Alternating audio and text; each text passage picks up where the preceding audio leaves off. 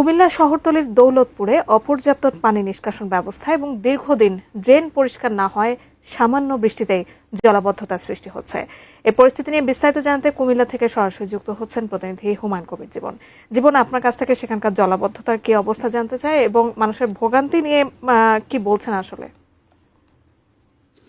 জি, ধন্যবাদ জানাচ্ছি। আমি এই মুহূর্তে যে জায়গাটিতে দাঁড়িয়ে আছি সেটি কুমিল্লার শহরতলি ছায়াবিতান দৌলতপুর সড়কে মাঝখানে দাঁড়িয়ে আছি। আমার সামনেও পানি রয়েছে, পিছনেও পানি রয়েছে। মূলত আসলে এই এলাকার মানুষ কিন্তু জলবদ্ধতায় বন্দী হয়ে পড়েছে। বিশেষ করে এখানকার যারা বাসিন্দার রয়েছেন, প্রায় 50,000 মানুষ কিন্তু এই জলবদ্ধতার কারণে কিন্তু চরম দুর্ভোগ পোয়াচ্ছেন। বিশেষ করে এই সড়কের পাশে কুমিল্লা সরকারি ভিক্টোরিয়া কলেজ রয়েছে, তার সারা কুমিল্লা ছায়াবিতান প্রাইমারি স্কুল রয়েছে। যারা শিক্ষার্থী রয়েছেন তারা কিন্তু প্রতিদিন চরম দুর্ভোগ পোয়াচ্ছেন। বিশেষ করে আমি যদি বলি যে আসলে গত কয়েকদিনের বৃষ্টির পানি এবং এইখানে যদি আসলে সামান্য বৃষ্টি হয় এই সড়কে কিন্তু একেবারে তলিয়ে যায় এবং এখানে কিন্তু প্রায় হাঁটু সমান, অনেক সময় কমর সমান পানিও হয়।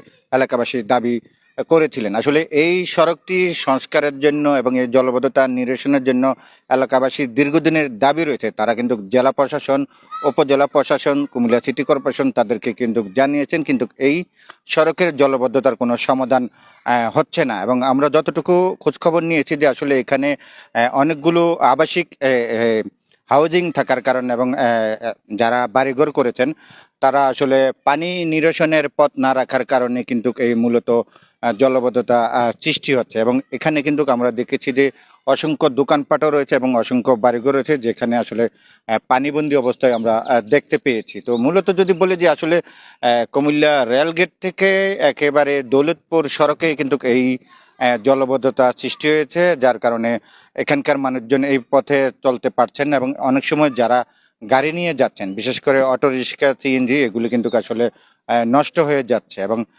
বিশেষ করে এখানে অ্যাম্বুলেন্সের গাড়ি যেতেও সমস্যা হচ্ছে। সবকিছু মিলে যদি বলি যে আসলে এই ছায়াবিতান এলাকার মানুষ কিন্তু সীমাহীন কষ্টের মধ্যে দিয়ে আছে।